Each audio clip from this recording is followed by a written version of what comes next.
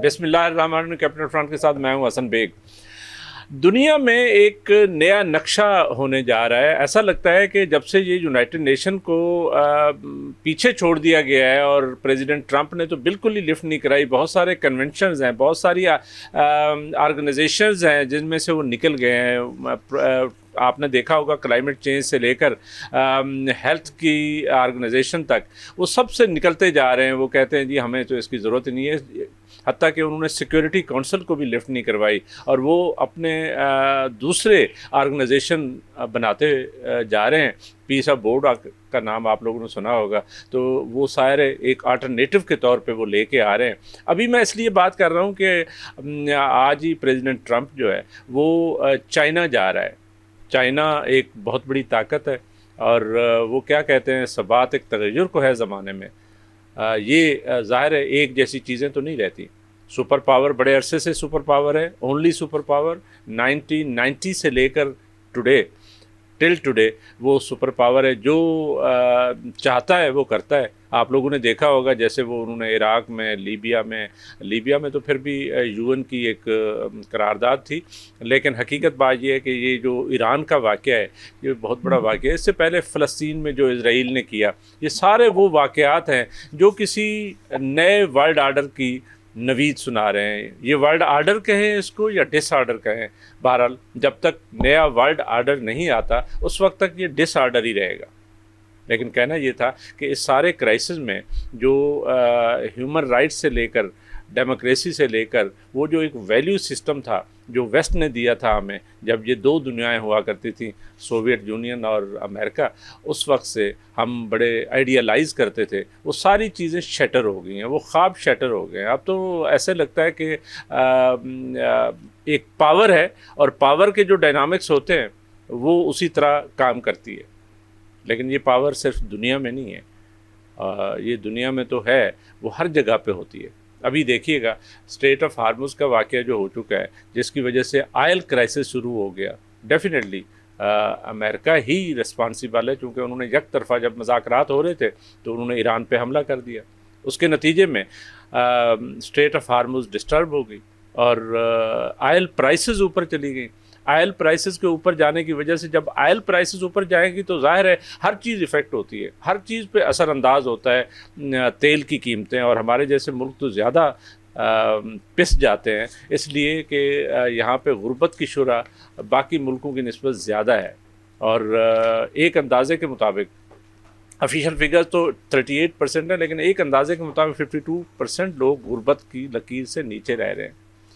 और ये गुर्बत की लकीर से नीचे जो तबका है वो और ज़्यादा पिसता जा रहा है। और पाकिस्तान की मईशत, जिस पे IMF के प्रोग्राम भी चलते हैं, हमारे अपने प्रोग्राम भी चलते हैं, लेकिन हकीकत बात यह है कि इस तेल की कीमतों के ऊपर जाने की वजह से यहाँ पे अफरात ज़र भी बढ़ा हुआ है, यहाँ पे गुर्बत भी बढ़ रही है, यहाँ पे महंगाई बढ़ी हुई है, अभी शरह सूद बढ़ा दी गई है। और उसके साथ साथ आम जो वर्कर्स हैं उनकी क्या सूरत हाल होगी, आम लोगों की क्या सूरत हाल होगी। और आम लोग रोज़ बरोज़ हम देखते हैं पिसते जा रहे हैं। स्पेशली मैं अगर अपने तबके की बात करूं, अपने तबके से सारे तबके ही हमारे हैं, मैं मीडिया के वर्कर्स की बात कर रहा हूं, वो भी बहुत ज़्यादा डिस्टर्ब है। इसलिए कि बहुत सारी चीज़ें डिजिटल वर्ल्ड पे चली गई हैं और उसके बाद जो मीडिया हाउसेस हैं, ज़ाहिर है उनके अपने मसले मसाइल होते हैं। वर्कर्स जो है वो गरीब हर जगह पे पिसा हुआ है। एक साइड पे महंगाई ने उसको मार दिया है, दूसरी साइड पे उसको रोज़गार के इश्यूज़ हैं और इतनी बड़ी तादाद हमारे वर्कर्स की है, तो उस पर भी हम बात करेंगे। आज यही हमारा मौजू है। हमारे साथ डॉक्टर सादिया कमाल साहिबा हैं, जो बुनियादी तौर पे सदर है Pakistan federal union of journalist workers की। Welcome to the show ji doctor साहबा। उसके साथ हमारे साथ माजिद बशीर साहब होंगे, अभी उन्होंने ज्वाइन नहीं किया, he is on the way, तो वो माहिर आइन व कानून है, उनसे भी बात करेंगे। और हमारे साथ जूम पे अवेलेबल हैं डॉक्टर बशारत हसन साहब, हमारे सीनियर तजियाकार हैं, बहुत पढ़े लिखे और बहुत सारे प्रोजेक्ट्स पे काम करते हैं। Welcome to the show ji doctor साहब। डॉक्टर साहब आप हमारे साथ हैं? जी जी।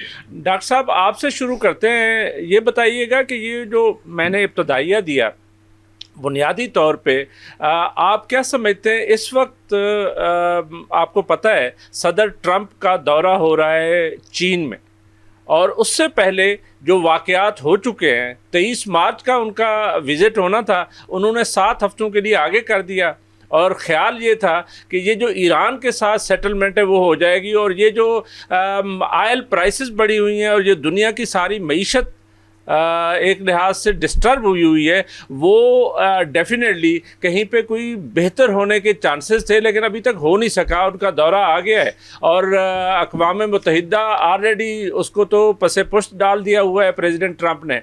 تو آپ کو نیا ورلڈ آرڈر کیسا لگ رہا ہے؟ یہ اسی وزٹ کے بعد ایک نیا ورلڈ آرڈر آئے گا آپ کے خیال میں، یا یہ ہے کہ ابھی بہت دیر ہے؟ دیکھیے، میں یہ سمجھتا ہوں کہ جو ٹرمپ کی پلاننگ تھی اور نیتنیاہو کی اس کے ساتھ پلاننگ تھی، اس میں تو وہ کامیاب نہیں ہو سکے۔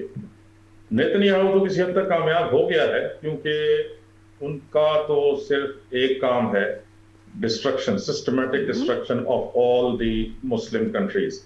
وہ کئی اور ملکوں کو بالکل ڈسٹروائے کر چکا ہے ملیٹریلی ہر طریقے سے، اور اپنا تابع بنا چکا ہے۔ اور اب ایران جو ہے وہ آخری ایک کانٹا تھا جس کو وہ 2 دفعہ بڑے حملے کر چکا ہے اس پچھلے چند مہینوں کے اندر، اور اس نے اپنے اہداف جو ہیں، جیسے کہ اس کے جنرلز بیٹھ کے ٹی وی پر کہتے ہیں کہ ہم نے تو حاصل کر لیے ہیں، ہم تو ایران کی سسٹمیٹک ڈسٹرکشن چاہتے ہیں تاکہ وہ اگلے 15-20 سال تک جو ہے دوبارہ اپنے پیروں پر کھڑا نہ ہو سکے اور وہ ریکور ہی کرتا رہے جو ہم اس کی تباہی کر رہے ہیں، جس میں انہوں نے اس کے civilian assets as well as military assets جو ہے ان کی تباہی کی ہے۔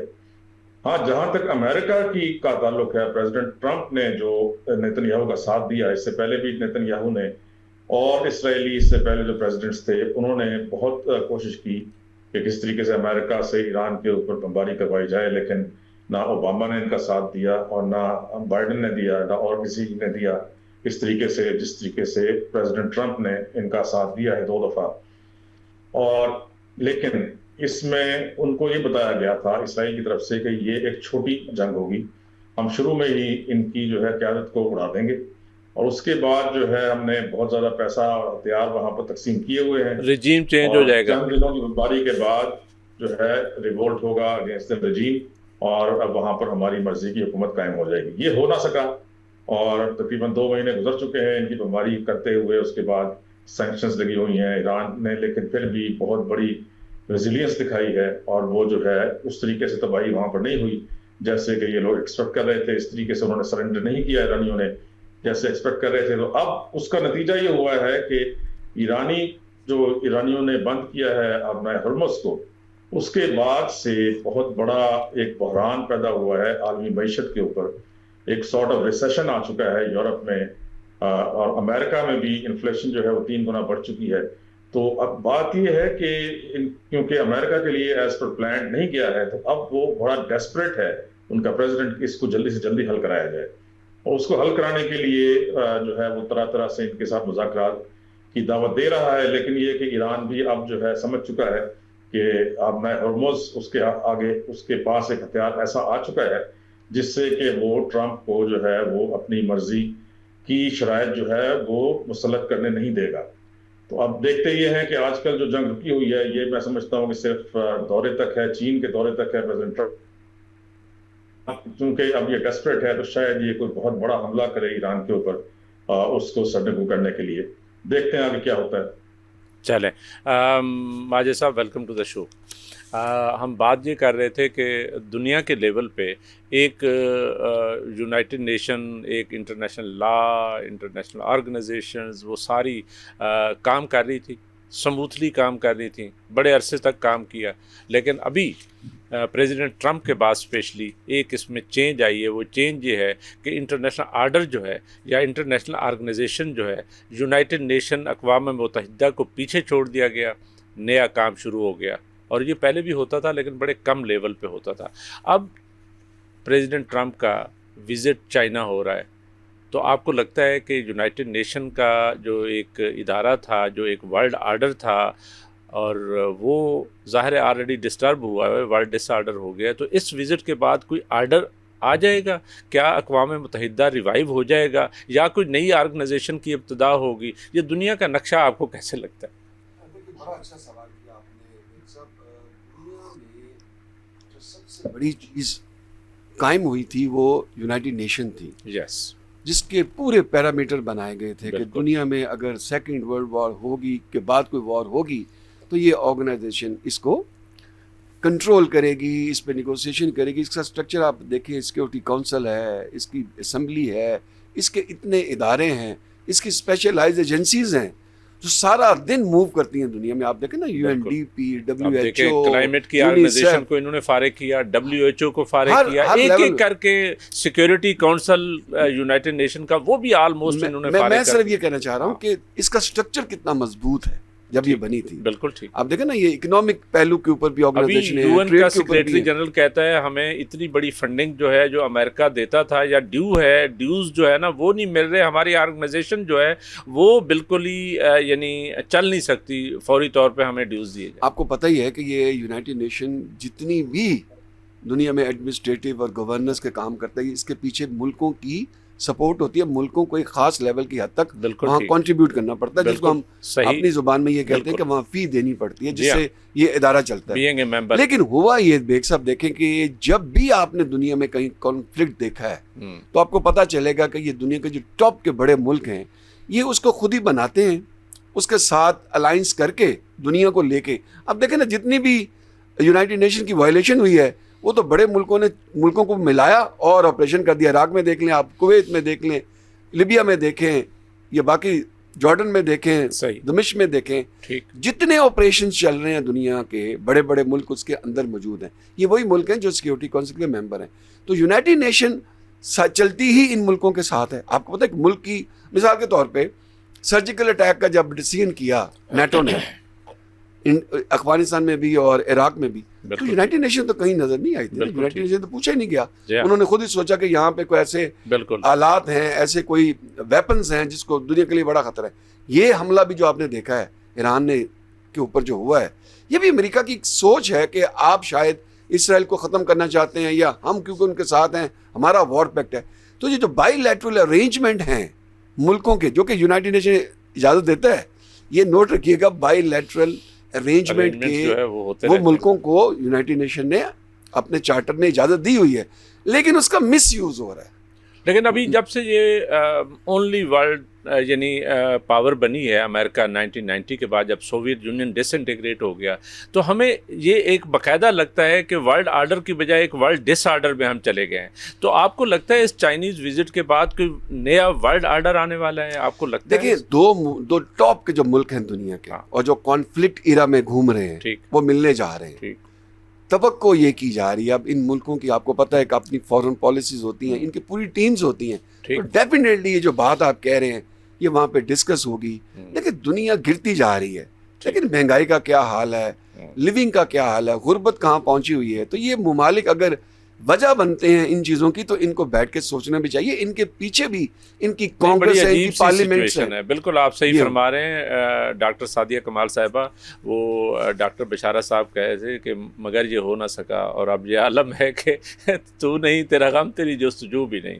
تو یونائٹڈ نیشن جو ہے ایک طرف رہ گیا اور دنیا میں کرائسس آ گیا. اس کرائسس کی ایک شکل جو ہے آج ہم دیکھ رہے ہیں, جو ایران کے ساتھ واقعہ ہوا ہے یا جنگ ہو گئی ہے, اس کے بعد اسٹریٹ آف ہارموز کا ہو گیا. یہاں پہ میں نے پہلے بات کی کہ آئل پرائسز بہت زیادہ اوپر چلی گئی. یہاں غریب جو ہے وہ بہت زیادہ افیکٹ ہوا ہے, متاثر ہوا ہے.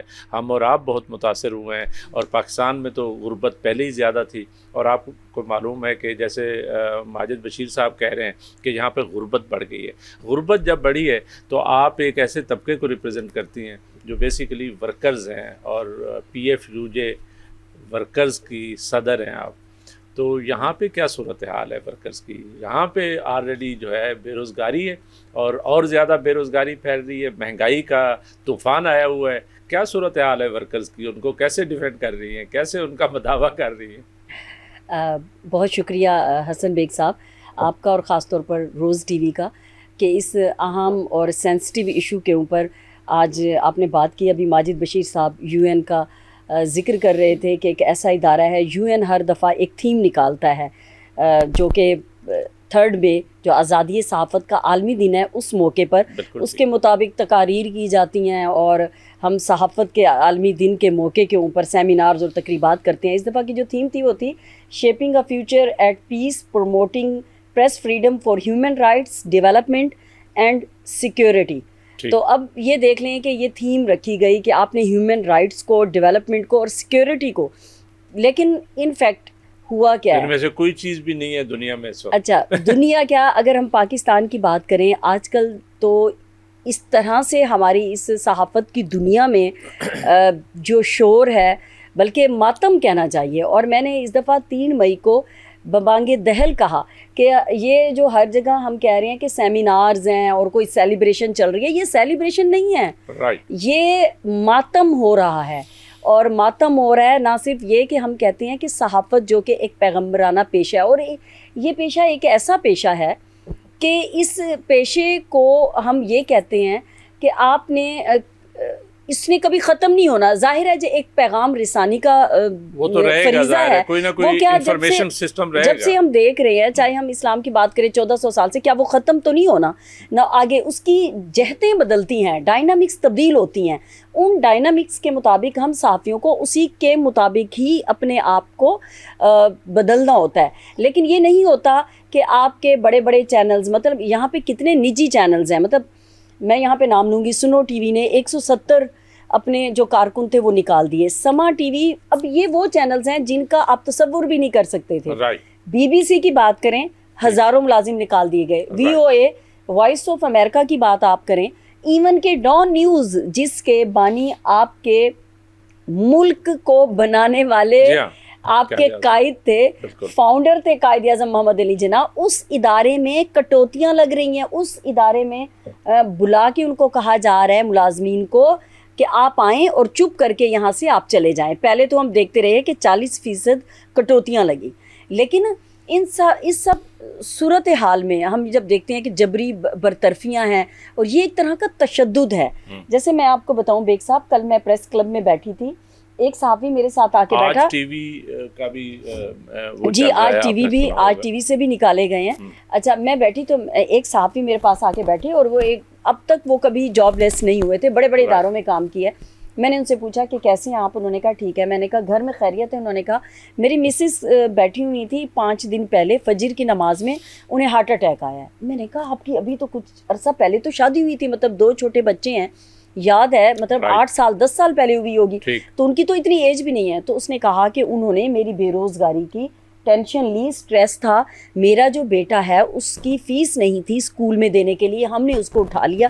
اب میری بیوی پیمز رہی ہے، اور پیمز سے جو ہے اب اس کو ہم نے گھر میں لے کے آیا ہوں کل میں. اب میں اسے کہتا ہوں، میں نے اسے کہا کہ دیکھو آپ اس طرح کی ٹینشن نہ لو، لیکن اب آپ کیا کریں گے؟ آپ کس سے بات کریں گے؟ اب جب وہ بات کر رہے تھے، ایک اور صحافی جو میرے ساتھ بیٹھے ہوئے تھے وہ ایبٹ آباد سے تھے، شکیل صاحب ان کا نام ہے، ان کے بھائی بھی ہارٹ اٹیک سے فوت ہو چکے تھے.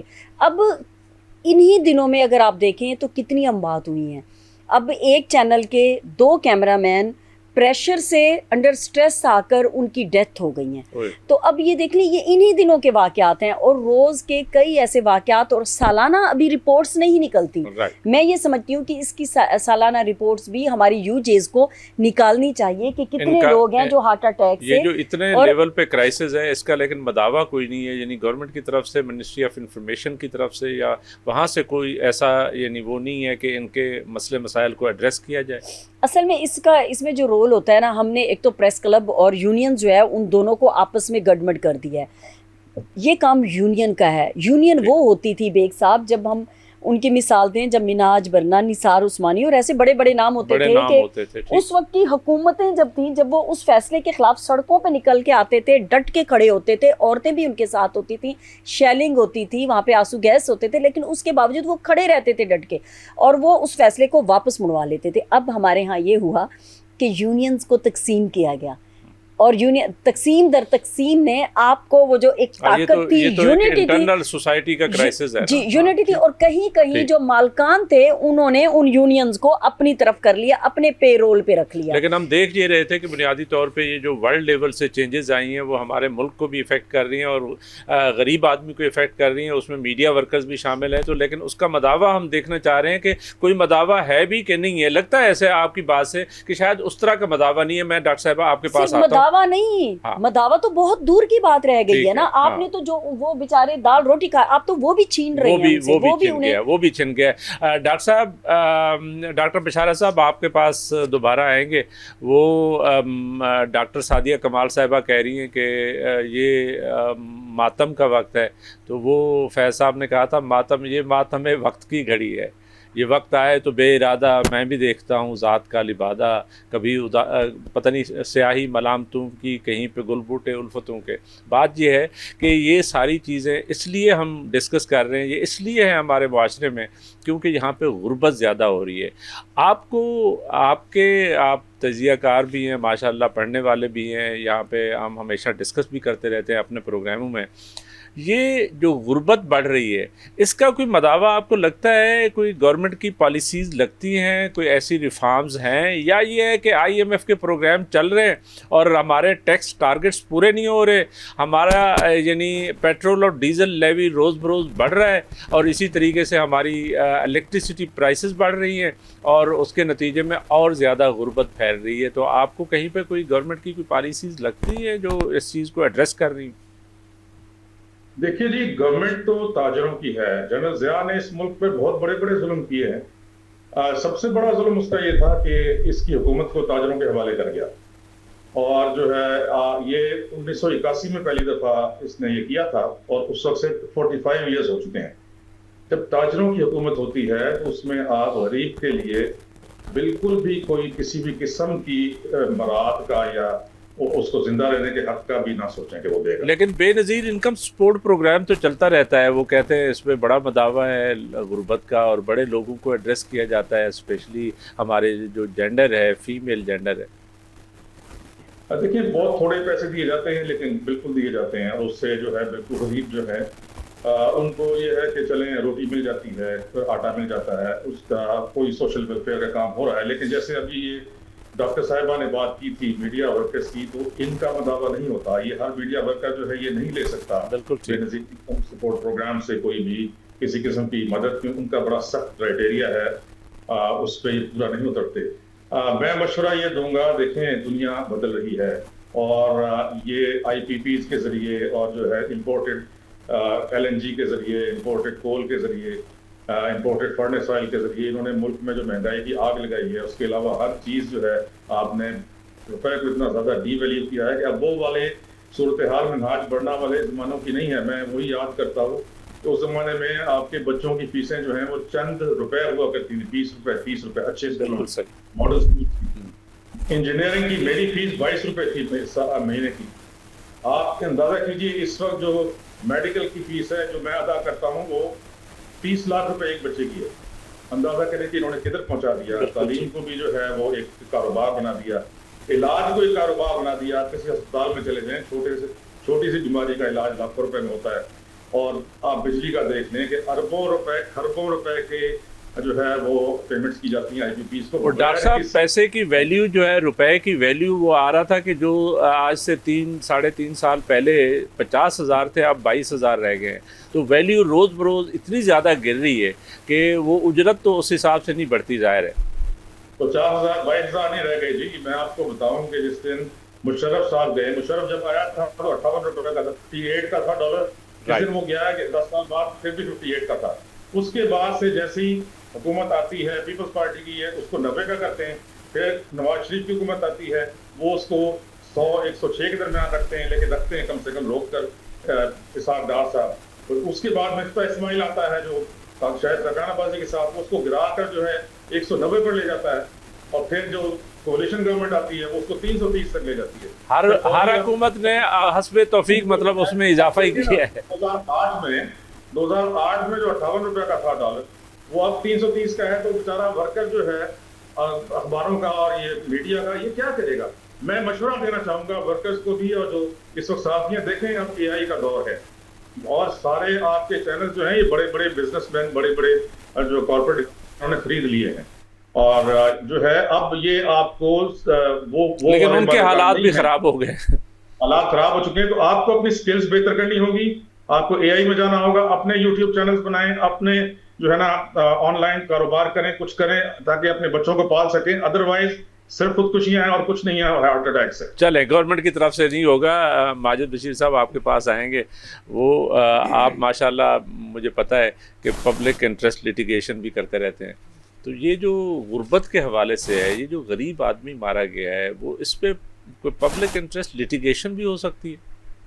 دیکھیے بیگ صاحب، میں نے جو پبلک انٹرسٹ لیٹیگیشنز کی ہیں ہم نے آپ کے پروگرام میں بھی، جی ہاں بالکل، ابھی جو 2 پینڈنگ ہیں اس میں ایک تو فری ایجوکیشن ہے جو بچے اسکول جاتے ہیں، اس کے اوپر کافی ڈیولپمنٹ ہے، تو اس کا بھی آرڈر آ جائے گا۔ ایک میں نے سینئر سٹیزن کی ہوئی ہے کہ جو پاکستان میں 60+ ہیں لوگ، ان کے لیے ایک لا ہے جس میں ان کی، آپ کو میں نے بتایا تھا، کنسیشن ہے، جی ہاں میڈیکل بہت ساری چیزیں ہیں، اولڈ ہوم ہیں، ان کے کلبز ہیں، ان کو لک آفٹر کرنے کے اور بہت سے میکنزم ہیں، گریونس کمیشن بیٹھے گا ان کے لیے، ان کے کوئی مسائل ہوں تو آپ دیکھیں گورنمنٹ کا یہ کام ہے۔ بیگ صاحب یہ آپ کے پروگرام میں ہم نے بہت ڈسکس کیا، اب یہ دنیا میں بھی یہ باتیں پاکستان کے حوالے سے کی جا رہی ہیں کہ پاکستان ایک لیول پہ تو بہت اسٹرانگ ہے، یعنی آپ دنیا کی نیگوسیشنز کروا رہے ہیں، آپ کی بڑے لیول پہ آپ کی بڑی زبردست ہے، لیکن نیچے گورننس کا یہ حال ہے کہ جو آپ کا NFC ہے اس کے اوپر بڑی بحث ہو رہی ہے، وہ چنک آف اماؤنٹ جو صوبے لے کے جا رہے ہیں 18 امینڈمنٹ کے نیچے، اس پہ کانسٹیٹیوشنل ڈیبیٹ بھی ہوئی، اسی لیے وہ نئے بجٹ میں شاید BISP کو ڈال رہے ہیں۔ میں کہنا یہ چاہ رہا ہوں کہ وہ چیزیں وہیں کی وہیں کھڑی ہیں،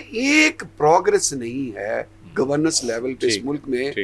لوکل باڈی کرانے کو 2 دنیا کی ٹاپ کی، دنیا کی میں نے کہہ دیا ہے تو پاکستان کی ٹاپ کی پولیٹیکل پارٹیز، لیکن کیوں گھبرا رہی ہیں؟ لوکل باڈی الیکشن تو ان کے منشوروں کے اندر لکھے ہوئے ہیں، وہ بھی نہیں ہو رہا گراس روٹ لیول پہ۔ غربت کو بیگ صاحب اسلام آباد میں تو ہوتے ہی نہیں، ہوتے نہیں، آپ تو خود اکانومی کو بڑا اچھے طریقے سے واچ بھی کرتے ہیں، اس پہ اس کو اینالائز بھی کرتے ہیں۔ دیکھیں کوئی ایک پروجیکٹ بھی آپ کو نظر نہیں آئے گا پچھلے 3 سالوں میں جس میں آپ کہیں کسی کی جاب بنا رہے ہوں، کہیں کچھ کر رہے ہوں۔ یہ کیا کس قسم کی گورنمنٹ آپ خود ہی دیکھ لیں، اور جس طرح گورنمنٹ بلڈوز کر رہی ہے لوگوں کے رائٹس، کبھی وہاں پہ قبضہ کبھی وہاں پہ قبضہ، بھئی آپ اگر یہ نہیں کر سکتے تو کم از کم اپنے منشور کو ہی فالو کر لیں۔ بالکل ٹھیک، یعنی ایک پولیٹیکل پارٹی کو جب لوگ لے کے آتے ہیں تو ان کا کیا خیال ہوتا ہے؟ ایک منشور اب یہ پیٹرول، آپ مجھے بتائیں کہ اس پیٹرول کے بعد آپ کون سی اکانومی چلائیں گے یہاں پہ؟ آپ بتا دیں مجھے، وہ چل ہی نہیں سکتا۔ تو کم از کم گورننس کے وہ ایلیمنٹ، امریکہ میں وہ $6 پر گیلن ہو گیا، وہ رو رہے ہیں وہاں پہ، 2-2.5 سے اوپر نہیں جاتا تھا، وہ 6 پہ پہنچا ہوا ہے، لوگ پریشان ہیں۔ کیوں ڈاکٹر سعدیہ کمال صاحبہ آپ کے پاس پھر آئیں گے؟ یہ ایک طرف تو ظاہر ہے جو کرائسس ہے ہمارے جیسے ملکوں کا وہ چل رہا ہے، ہم ڈسکس کر رہے ہیں، ایک اور سائڈ بھی ہے، وہ ہے ٹیکنالوجی سائڈ، کہ AI کا دور آ گیا ہے، آرٹیفیشل انٹیلیجنس، مصنوعی ذہانت جو ہے نا اصلی ذہانت سے آگے جا رہی ہے، اور مصنوعی ذہانت کی وجہ سے آپ کو معلوم ہے کہ چیزیں بہت ساری کمپلیمنٹ جہاں ہو رہی ہیں وہاں ریپلیس بھی ہو رہی ہیں، تو بہت سارے یہ ورکرز کا جو کام ہے یہ آنے والے دنوں میں، یا ایون ہمارے جیسے جو اینکرز ہیں ان کا کام بھی شاید روبوٹ سنبھال لیں، تو آپ کو ایک اور کرائسس، چونکہ ہمارے ملک کی تو آبادی بہت بڑی ہوئی ہے، آپ کو معلوم ہے کہ ہمارے ینگسٹر بہت زیادہ وہ ہیں، تو AI کا استعمال جو ہے نا اس کے بعد کیا صورتحال آپ کو نظر آتی ہے؟ کیا کوئی اور ایونیوز جو ہیں تلاش کرنے ہوں گے ورکرز کو، لوگوں کو؟ اچھا، آپ میں اس میں آتی، لیکن پہلے آپ کا جواب دینا چاہ رہی تھی جو آپ نے پوچھا کہ حکومت اس پہ کیا کر رہی ہے۔ اب ہماری ایک پارلیمنٹ رپورٹر ایسوسیشن ہے، 300 صحافی پہ مشتمل ہے جو پارلیمنٹ اور سینٹ کی بیٹ کرتے ہیں۔ انہوں نے وزیر اطلاعات و نشریات، کیونکہ وہ انہیں وہاں پر پارلیمنٹ میں ملتے رہتے ہیں، ان سے بات کی پرسوں، اور انہوں نے اس بات کا وہاں پہ اعلان کیا کہ ہم، جیسے انہوں نے سنو نیوز کی بات کی، انہوں نے کہا ہم ان کے اشتہارات بند کر دیں گے۔ اب یہ بھاری اشتہارات لیتے ہیں سب چینلز مالکان، لیکن وہ لے کے بھی وہ اپنے ملازمین کو نکال رہے ہیں، تو یہ نہیں سمجھ آتی۔ اچھا پھر اسی میں آپ کو بتاؤں، ہم جس چینل پہ بیٹھے ہوئے ہیں یہاں پہ کوئی خاص نہیں ملتے، اچھا میں اس کی بھی بات کروں گی، کون سے چینل لے جاتے ہیں، میں اس کی بھی بات کروں گی، وہ ڈیٹا میرے پاس وہ بھی ہے روز ٹی وی کا۔ اچھا اسی طرح سے اس کا ایک سٹیپ آگے بڑھے ہیں. کل وزیر اطلاعات نے CEO جو سنو ٹی وی کے ان سے میٹنگ کی ہے اور ان سے یہ بات کی ہے کہ آپ جو ہے ان کی تنخواہیں دے دیں اور اس طرح سے جبری برطرفیاں نہیں ہونی چاہیے. اور اب انہوں نے RTV کی انتظامیہ سے بھی ملاقات کرنے کی بات کی ہے. اب دیکھیں ہمارے یہاں اعلانات تو بہت کر دیے جاتے ہیں لیکن اب مالکان ہیں, اب مالکان کو آپ زبردستی تو نہیں کر سکتے نا, اس کا چینل ہے.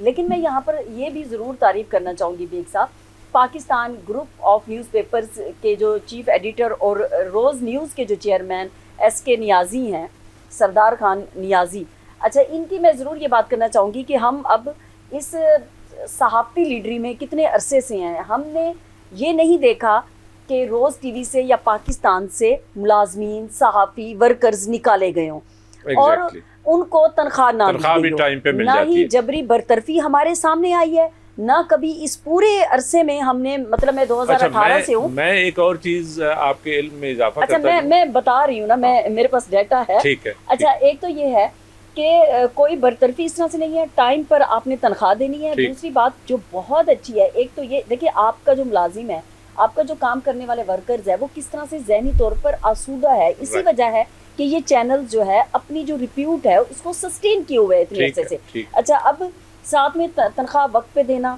پھر آپ نے اپنے ملازمین میں سے 7 لوگ عمرے پہ بھیجنے اور پھر 7 آپ نے حج پہ بھیجنے, اور مجھے پتا چلا ہے وہ 7 ابھی حج پہ گئے ہوئے ہیں. پھر آپ نے ان کے گھروں میں 2 ماہ کی تنخواہ پہلے ہی بھجوا دینی تاکہ عمرے یا حج پہ جانے والوں کے گھر والوں کو کوئی پریشانی نہ ہو. پھر آپ نے عمرے والوں کو 1 لاکھ روپیہ ساتھ میں دینا اور آپ نے حج والوں کو 2 لاکھ روپیہ ساتھ دینا. تو دیکھیں یہ ایسی مثالیں ہیں جو میں سمجھتی ہوں کہ تمام جو چینلز, اخبارات, مالکان ہیں ان کو یہ سامنے رکھنی چاہیے کہ ایسے بھی مالکان ہیں. حالانکہ آپ یقین جانیے, میں جو انفارمیشن دے رہا تھا وہ شاید آپ کے نالج میں نہیں ہے. آپ کو معلوم ہے کہ لاسٹ عید پہ پیمرا جو ہے وہ اپنے ملازمین کو شاید تنخواہ دینے کی پوزیشن میں نہیں تھا, تو SK نیازی صاحب نے وہاں پہ 1 کروڑ 1.5 کروڑ روپیہ دیا اپنے ظاہر چینل کسی اس مد میں, اور ان کو تنخواہ ملی.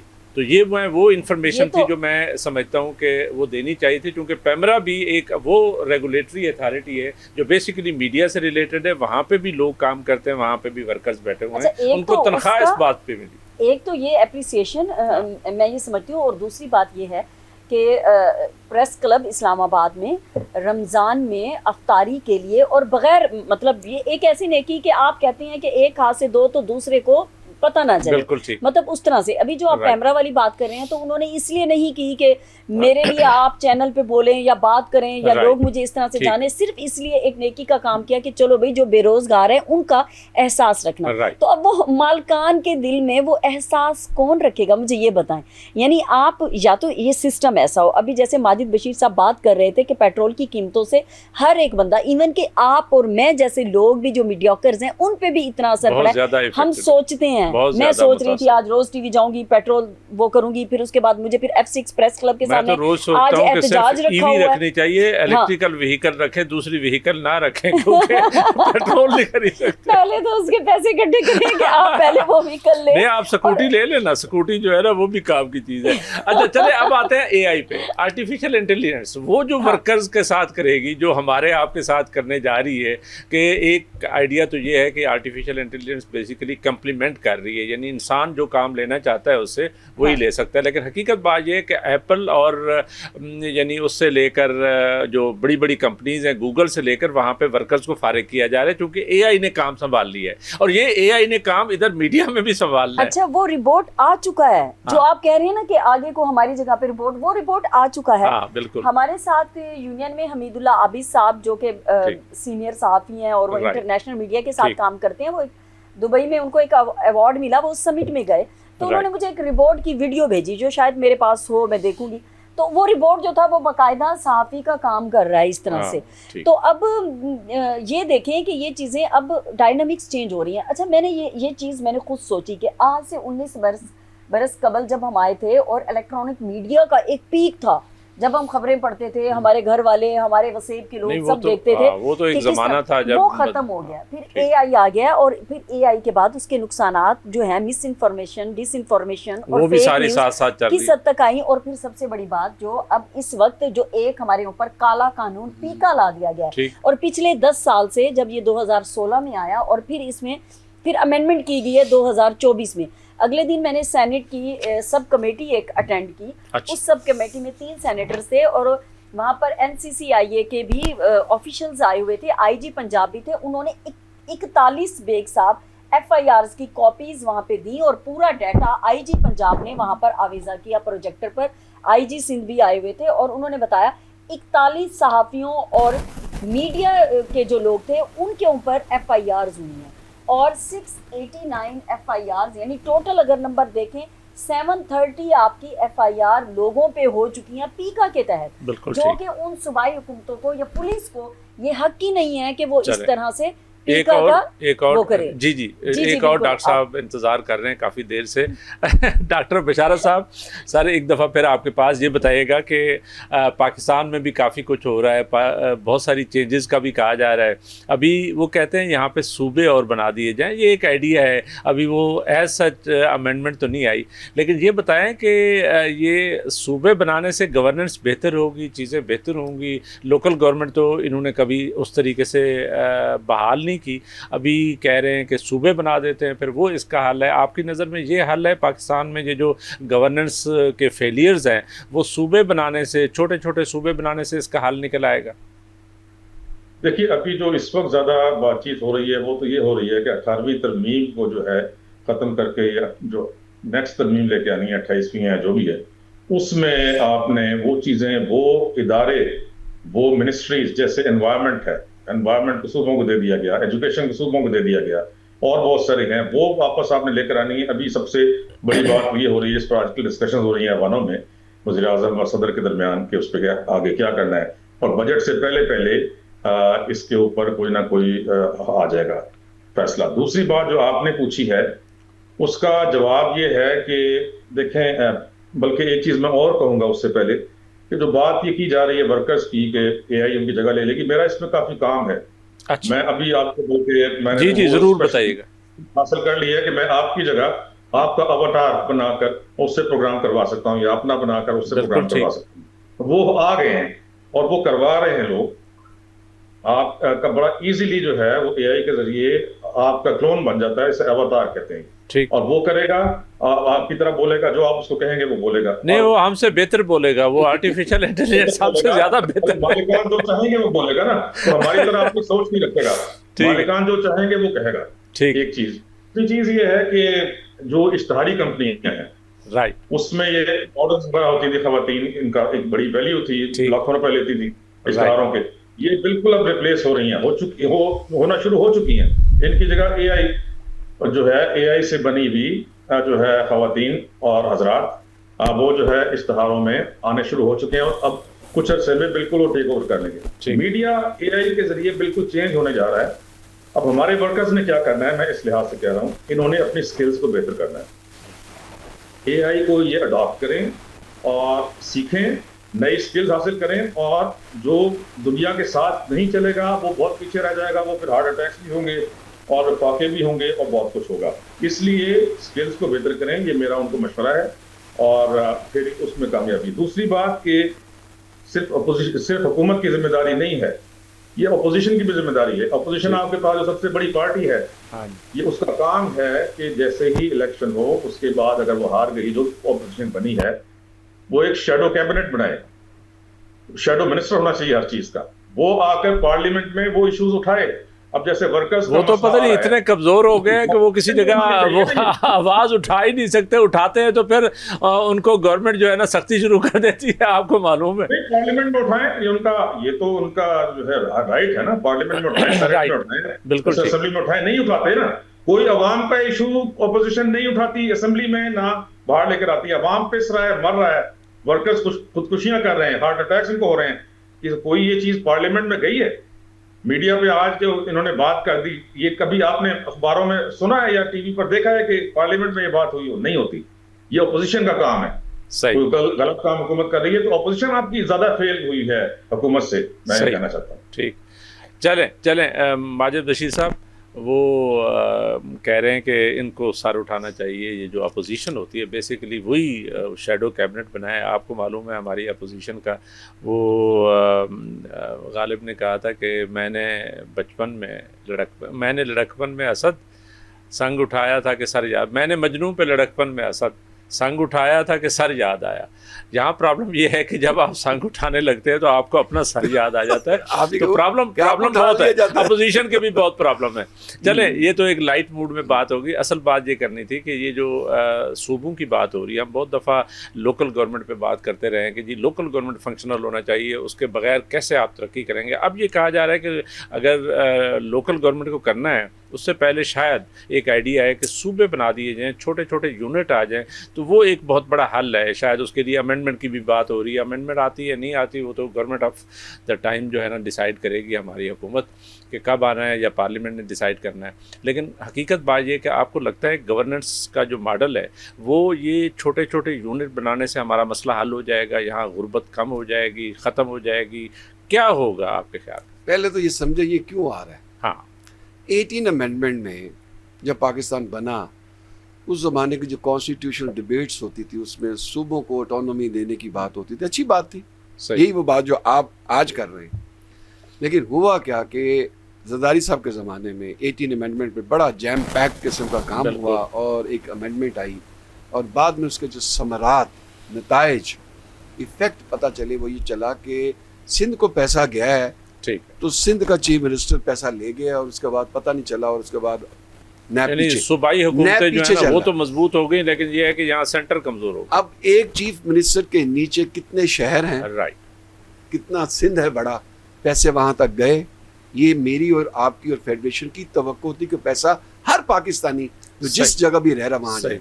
जब ये नहीं गया तो अब ये 28th अमेंडमेंट में उन्होंने कहा कि वो जो छोटे छोटे शहर हैं, ठीक, या बड़े बड़े शहर हैं, उनको सूबों की शक्ल देते हैं ताकि वो पैसा प्रॉपरली वहां पे सूबे के तौर पे जाए, सूबे के तौर पे जाए ना। फिर वो सूबे के तौर पे जाएगा तो एक खास अमाउंट से ज्यादा कोई खा नहीं सकेगा वहां। ये एक सोच बनाई जा रही है। लेकिन नतीजा क्या हुआ कि ये अगर अच्छे तरीके से NFC के अवार्ड्स को डिस्ट्रीब्यूट किया जाता, गवर्नेंस अच्छी की जाती, हेल्थ के इशू से, एजुकेशन के, तो बहुत बेहतर होता। लेकिन नहीं हुए तो ये वजह है जो मैंने आपको बता दी है कि अब मुल्क के सूबे ज्यादा करते हैं, NFC अवार्ड लेके जाएं तो सूबों में जाएंगे ना। अब सूबे जहाँ 4 थे वहाँ सूबे 25 हो जाएंगे, तो पैसे वहाँ चले जाएंगे। तो एटलीस्ट उन लोगों को पैसे मिलेंगे छोटे लेवल पे जो है जिन शहरों को आपने कभी सोचा ही नहीं था हो जाएगा। आपका ख्याल ये है क्यों डॉक्टर सादिया कमाल साहिबा, आप और मैं, हम कुछ लोग जो है ना वो ज़ाहिर है जनूबी पंजाब से हमारा ताल्लुक़ है और हम गुर्बत की बात करते हैं तो मुझे सच्ची बात है अपने लोग जो है ना वो बहुत याद आते हैं, इसलिए कि गरीब गुर्बत तो शायद पूरे पाकिस्तान में, इसमें कोई शक वाली बात नहीं है। लेकिन जनूबी Punjab is one of the example जहाँ पे गुर्बत बहुत ज़्यादा है। और आप माशाल्लाह आपने PhD भी ख्वाजा फरीद पे की है, ख्वाजा फरीद से लेकर आज तक, तो आपको ये वाला जो गुर्बत का क्राइसिस है ये कभी नज़र आया जो आज जनूबी पंजाब में अगर सूबा बन जाए तो बेहतरी नहीं हो जाएगी? नज़र नहीं आया, बल्कि हम भुगत रहे हैं। हाँ, और अगर सूबा बन जाए, जो मैं बात कर रहा हूँ डॉक्टर बशारत से भी और माजिद बशीर साहब से भी, अगर ये सूबा बन जाता है तो आपके ख्याल में लोगों का मदावा हो जाएगा, गुर्बत कम हो जाएगी? डेफिनेटली होगा। देखिए आप इसकी मिसाल ऐसे देख लें कि आपके जो रिसोर्सेज हैं और वो कहीं और जाके इस्तेमाल होती हैं। मिसाल के तौर पर आप अपने घर के सरबराह हैं, आप कमा के लाते हैं और आप अपने तमाम बच्चों को खाना बराबरी की तकसीम पे देंगे ना। अगर आप उनमें से एक बच्चे को ना दें तो वो महरूम हो जाएगा, तो उसकी ज़िंदगी का क्या होगा? आप ये देखें। तो ये जो रियासत है ये एक माँ की तरह है, बाप की तरह है, और इसका ये काम है कि जो यहाँ पर रहने वाले लोग हैं उनको फंडामेंटल राइट्स उनके मिलने चाहिए। ये जो रियासत माँ के जैसी है इसमें कोई शक वाली बात नहीं है, इससे कोई डिनाई नहीं कर सकता। लेकिन यहाँ पे कोई थोड़ा सा ऐसे लगता है कोई सौतीला ताल्लुक निकला है। सुतेले, देखिए सुतेला तो चलो फिर भी होता है ना कि आप वायलेशन करते हैं, कहीं पे विक्टिमाइज, ये तो बिल्कुल ही इग्नोरिंग रवैया है। सुतेले से भी गुर्बत से लोग मर रहे हैं, बिल्कुल ही। और मैं ये समझती हूँ कि हर जी शोर इंसान, आप देख लें कि बड़े बड़े एनालिस्ट इस पे कॉलम लिखते हैं, इंडिया की मिसालें देते हैं, दूसरे मुल्कों की मिसालें कि उन्होंने किस तरह से तरक्की की है और उन्होंने सूबे बनाए हैं। इसी तरह से सूबे बनने के लिए तो हम तो कब से हमारी तहरीक चल रही है सराइकी सूबे की कि आप اس کا صوبہ بنائیں، لیکن ہزارہ صوبے کی تحریک چل رہی ہے کہ ہزارہ صوبہ بننا چاہیے، اور ہم اس کے بالکل ہی وہ نہیں ہے. ہم ابھی جو نئی تجاویز ہیں اس میں یہ سارے صوبے جن کا آپ نام لے رہی ہیں یہ سارے شاید شامل ہیں اس تجویز میں. جی بالکل، لیکن سرائیکی صوبے کو اس میں شامل نہیں کیا گیا تھا. اچھا، نہیں کیا. یہ ایک علیحدہ ڈیبیٹ ہے. اچھا. میں تھوڑا سا، کیونکہ آپ جب بات کر رہے تھے ماجد بشیر صاحب سے، تو میں نے ایک ایڈ ہے جو کل کے دن میں بڑا جو ہے وہ وائرل ہوا ہے. جی جی. ایک صحافی، ان کا نام مجھے بھول گیا، انہوں نے سوشل میڈیا پہ لگایا ہے کہ میں نے پہلے ہی کہا تھا کہ جو جنگ ہے وہ ختم ہو جائے گا، یعنی جنگ اخبار جو اس ملک کا سب سے بڑا اخبار تھا. تو ایک ایڈ ہے جو کل دیا گیا ہے، اور وہ جنگ اخبار کے جو دفاتر ہیں ان کی جو عمارتیں ہیں ان کو کیا گیا ہے کہ کمرشل بلڈنگ جگہ کرایہ اور فروخت کے لیے دستیاب ہیں. اس میں لاہور، راولپنڈی، اسلام آباد اور کراچی کا دفتر، وہ سب کے سب. تو اس کا مطلب اس کا مطلب یہ ہے کہ وہ سب جو ملازمین ہیں وہ کہاں جائیں گے. تو اس لیے میں یہ سوچ رہی تھی ایز یو جے کی ہونے کے ناطے پریزیڈنٹ کہ ہم لوگوں کو، ان صحافیوں کو، میڈیا ورکرز کو اکٹھا کر کے ایسے جہتوں کی طرف جانا چاہیے. اب اس میں ایک ایشو یہ بھی ہے بیگ صاحب کہ یہ سب والنٹیئر کام ہے. ہم لوگوں کے پاس اس طرح کی کوئی فنڈنگ نہیں ہے. ہمارے ہاں ہم لوگ بجائے اجتماعی سوچ اور اجتماعی مفادات کے انفرادی طور پر جو ہے کوشش کرتے ہیں. یہی وجہ ہے کہ ہمارے کئی لیڈرز جو اب دیکھ لیں انہوں نے اپنے مال و متاع اثاثے بنائے ہیں، اور باوجود اس کے کہ وہ کمیونٹی کی خدمت کرتے. اگر وہ کرتے تو آج یہ صورتحال نہ ہوتی کہ ہمارے صحافی مارکیٹوں میں مہندی بیچ رہے ہوتے، سکوٹی چلا رہے ہوتے، وہ کہیں کام کرتے. ہاں، کچھ صحافی جو انویسٹیگیٹو جرنلزم کرتے ہیں، بالکل ٹھیک ہے، انویسٹیگیٹو جرنلزم کرتے ہیں، انہوں نے اپنے آپ کو رکھا. لیکن ڈائنامکس ویسی چینج کرنی ہوگی. جو ابھی بات بشارت صاحب وہ کر رہے تھے، تو ہمیں ڈائنامکس چینج کرنی ہے. اسی کے مطابق ہمیں ویل اکوپڈ، ویل انفارم ہونا ہے. بالکل ٹھیک. تو تب ہم اس سوسائٹی میں سروائیو کر سکیں گے. بالکل صحیح فرما رہی ہیں. بالکل ٹائم ختم ہو گیا. بشارت صاحب آپ کچھ کہنا چاہ رہے تھے سر؟ جی، میں صرف آدھا منٹ لوں گا. میڈم کے لیے میری ایک تجویز ہے کہ دیکھیں، پریس کلب جو ہے نا وہ صرف اس کام کے لیے نہیں ہے کہ وہاں میٹنگز کی جائیں. وہاں پر آپ کورسز رن کریں ان میڈیا ورکرز کے لیے، ان کی سکلز انہینس کرنے کے لیے، ان اے آئی، ان آن لائن بزنسز. ان کی مدد ہمیں کرنی پڑے گی. کورسز رن کریں وہاں پر، اس کو یوٹیلائز کریں اس بلڈنگ کو. اور جتنی بلڈنگز ہیں پورے پاکستان پریس کلبز کی، میری طرف سے تجویز دیں. میں بھی ساتھی ہوں. ڈاکٹر صاحب تھینک یو ویری مچ. بہت شکریہ ڈاکٹر صاحب، آپ کی تجویز بھی پہنچ گئی. جی بہت مہربانی. مجھے کہا جا رہا ہے ٹائم ختم ہو گیا ہے. ڈاکٹر بشارت صاحب آپ کی بہت مہربانی، بہت شکریہ. ماجد بشیر صاحب ایز یوزول بہت مہربانی. ڈاکٹر سعدیہ کمال صاحبہ بہت مہربانی. آپ بھی ٹائم دیا کریں. آپ ماشاءاللہ ایک بڑے ہی صحیح کاز کے لیے کام کرتی ہیں، اور مجھے پتہ ہے آپ کا you have a lot of record کے ورکرز کے لیے، غریب کے لیے، غربت کے لیے آپ کام کرتی ہیں. یہ بہت بڑا کریڈٹ جاتا ہے آپ کو. جسٹ 30 سیکنڈ لوں گی. طارق احمد خان طارق ہیں ہمارے وسیع کے، انہوں نے کہا جی بہت بڑے شاعر. اٹھو کوئی دھاں کرو، چپ نہ کرو، چپ نہ کرو، ہاتھ وچ جے کوئی ہتھیار نہیں، چی چی کرو، چاں چاں کرو. واہ واہ، تو ہمیں بولتے رہنا. بہت اچھا، بہت اچھا. جی ناظرین، آج ہم بنیادی طور پہ ڈسکس یہ کر رہے تھے کہ جو دنیا کا ایک کرائسس چل رہا ہے، جو ورلڈ ڈس آرڈر ہے، اس میں کیا کیا چیزیں ڈسٹرب ہوئی ہیں. اس ڈسٹربنس میں بہت ساری جنگیں ہو گئی ہیں. ان جنگوں کے نتیجے میں دنیا میں مہنگائی اور غربت پھیل رہی ہے، اور اس غربت میں ہمارے جیسے ملک بہت زیادہ متاثر ہوئے ہیں، اور ہمارا غریب جو ہے بہت متاثر ہوا ہے. یہاں پہ غربت کی شرح بڑھ رہی ہے. دیکھنا یہ ہے کہ حکومتیں، رسپانسیبل گورنمنٹس اپنے سٹیزنز کے لیے، اپنے شہریوں کے لیے کیا کرتی ہیں. اور ہماری استدعا ہماری گورنمنٹ سے ہے کہ ان ورکرز کے لیے، ان لوگوں کے لیے، اس غربت کے خاتمے کے لیے کوئی ضرور کیجیے گا. غریب ختم نہ ہو جائے، غربت کو ختم کرنا ہے. حسن بیگ کو اجازت. اللہ حافظ.